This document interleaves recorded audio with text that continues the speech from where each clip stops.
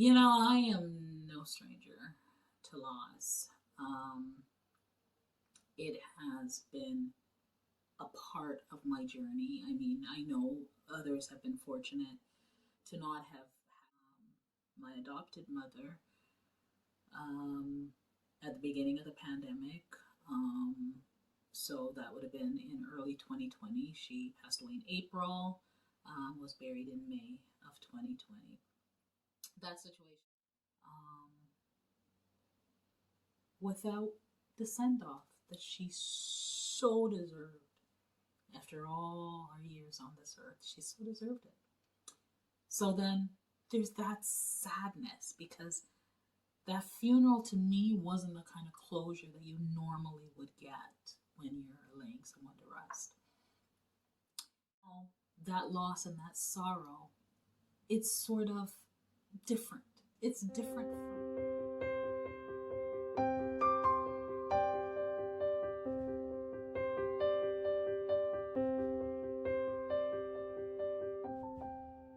in this case.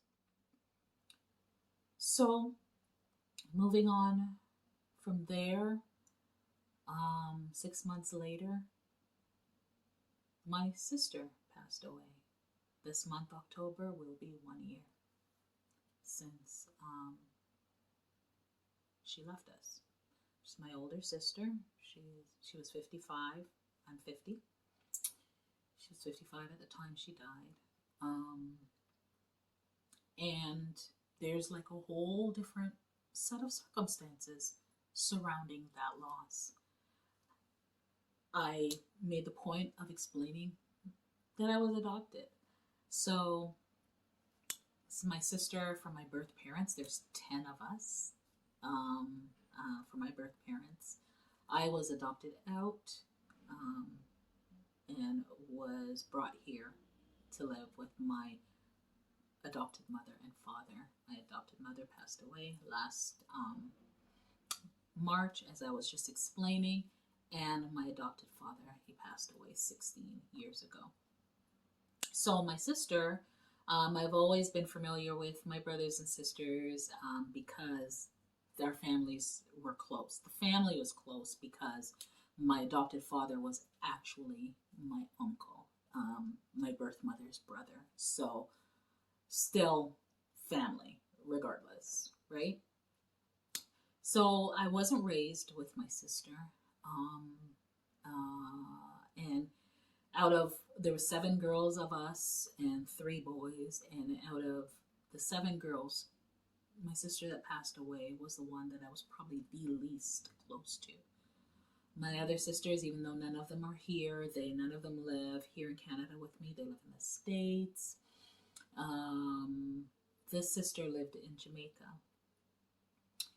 But in 2020, I remember after my mother had passed away, I had plans and I had let all my sisters know, okay, there's an occasion coming up. I need you guys to come.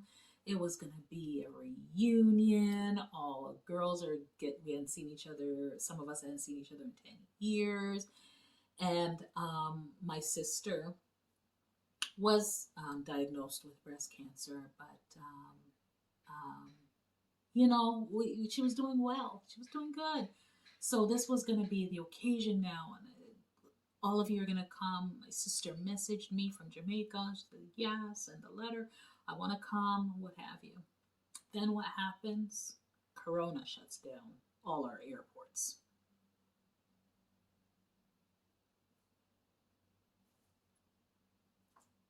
So that never happened.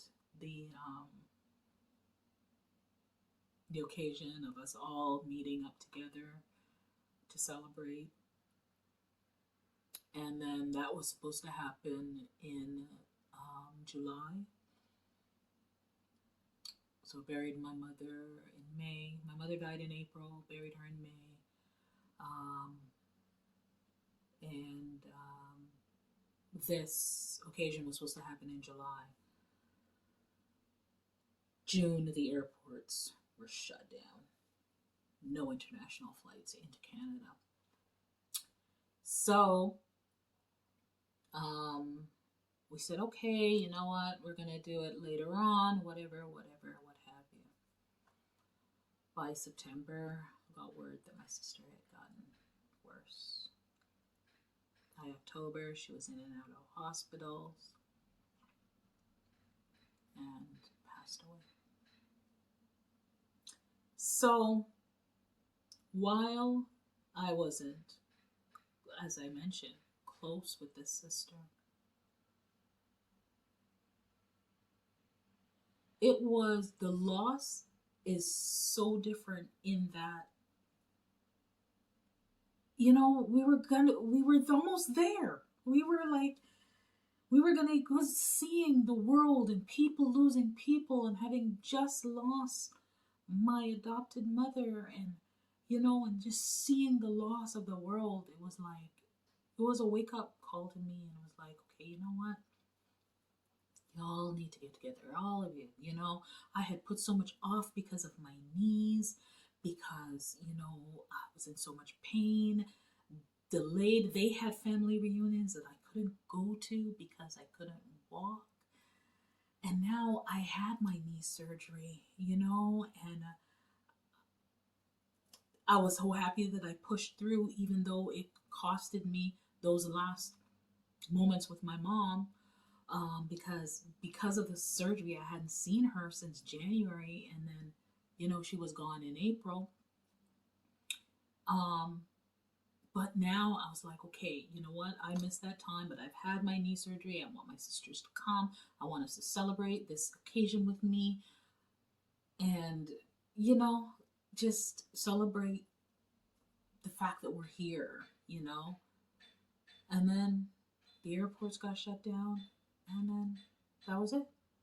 My sisters are gone. So with her now, I grieve the loss of what I just never got to do, what I never got to accomplish, because she's gone, and it's just we're never going to be close, ever. You know, the moment is gone and it can't come back. So there's that loss, you know, that feeling of the 7 of us girls will never be together again. It'll never happen. So that presents a different type of feeling that surrounds that loss. Then I move forward to 2021, and my godfather passed away. He's a pastor, he's my pastor. And when you've known somebody for so many years of your life and they're gone. I remember when my dad passed away. He was the pastor. As I said, he's a pastor. He came and he buried my dad in Jamaica. When my mom passed away, he was there speaking over her, burying her in the burial ground. And then who would have thought that not but 1 year later, she died in April 2020, he died in April 2021. He would be gone.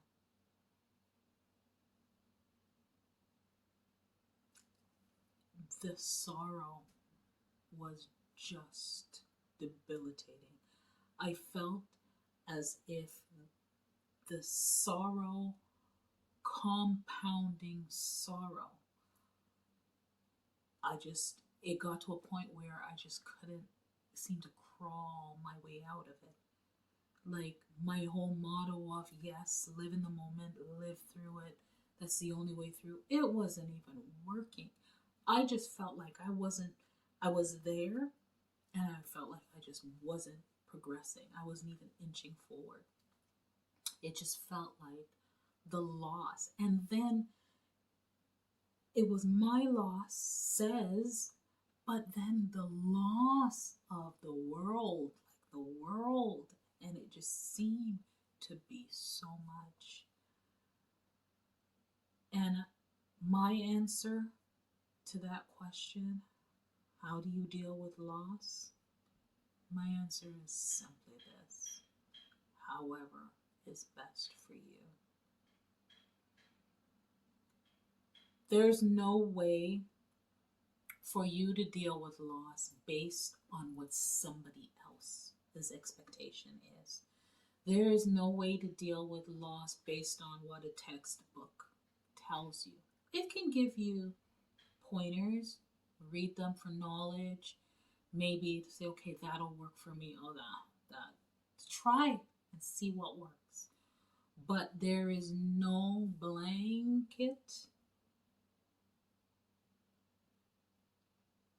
scenario. There's no, okay, step one, step two, step three, step four. You're done. You're through your loss. Have a nice day. No, it doesn't work that way. And through this time, I've just gotten to realize that there's so much different loss, so the circumstances surrounding it. And I think I knew this, but I guess maybe feeling it in such short concessions of time, like it's just the intervals were so short, and just feeling all of that. Like, I know there's different, because when my ex-husband passed away 7 years ago, I didn't even know how to feel. I didn't know. Okay, I was hurting, and at one point I was like, why are you hurting? You've been divorced from this man for the past 14 years. Why are you hurting? Why are you crying? And then I realized, like, why am I telling myself that? Of course, the circumstances surrounding his passing was different, because for whatever reason I felt guilt because he was professing his love to me just 2 months before he died and wanting to be back with me. And I sort of laughed at him. God, are you crazy? Have you lost your mind? We've been divorced all these years. That is not happening. Right? And then now he was gone, and then I had to look back and say, was I kind in that moment? Was I mean? Did I hurt his feelings? You know? And then it was like, he's your ex. You don't need to feel. Why are you feeling sad? But then I had to come back and say, this is a loss to me, because this is somebody that I knew for more than half my life. To this point in my life, I had known him half of my life. And there weren't many people, other than my mother that was still alive, that I had known personally for half my life, right? So, if even just on that level, but then you compounded it with, now you have a child that's dealing with that loss, right? And you're watching him go through this, and it is breaking your heart, because you never thought your child would have to go through that, right? So there's just so many different things and circumstances that surround a loss, and you have to deal with each one based on its circumstances. So, with all of my loss compounding in a short period of time, I wanted to just be out there. I wanted to go and enjoy my summer after, not being able to go to a funeral to bury my godfather. I, again, had to suffer through, I didn't go through the funeral, bury my sister. My mother's funeral was less than what it should have been. I was dealing with so much sorrow that had nowhere to go. And I just realized, I thought, okay, you know what? I can't. I'm not getting through it. Let me just start going out. They opened back up. My 50th birthday came around. I'm like, okay, you know what? Different scenery. And that was good for a moment. But then in the quiet moments, in the moments when I was driving and there was nobody in the car, I was realizing that I was stuck in a place of sorrow, because I had not dealt with each one based on its individual set of circumstances, because They just came and compounded each other. So, my advice to anyone that's dealing with loss, whether it's individual, whether it's compounded, deal with each one based on the circumstances that surround it, because you have to come to terms with the circumstances that surround it. I had come to terms with the fact that I'll never know what my mom's last moments were. I'll just never know. And I have to accept that. And I'm getting there. And for my sister, I have to come to terms with the fact that I'm just never going to get that opportunity. The opportunity. We tried, and I just have to be grateful, I guess, in the knowledge that we did reach out and we tried. It never came to pass. It never came to be. But she knows that I loved her. And I'll have to come to terms with that circumstance. And the circumstance of my godfather, I haven't gone into it so much, but there was so much with him of ways he suffered in those last days that shouldn't have happened. And had COVID not been around, we would have known what was going on. We would have been able to help. And I just have to come to terms with the fact that in those last moments, he had found some peace out of all of it. And he's in a better place now. He's not in that horrible situation anymore.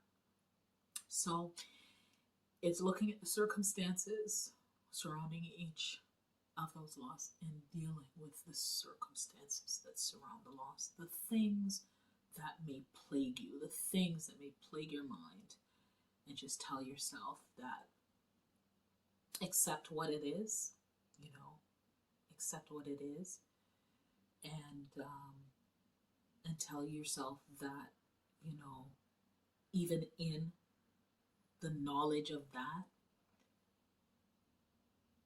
you have that person's memory. Regardless of the circumstances of how my mom died, I have her memory. Regardless of the fact that we didn't get to have that last meet up, that connection, my sister, I have her memory. Regardless of how my pastor was being treated in his last days, I have the memories, right? And all the rest is circumstance. But deal with just the sorrow of it all so you can get through it. So, how do you deal with loss? No easy answer. No one cookie cutter answer.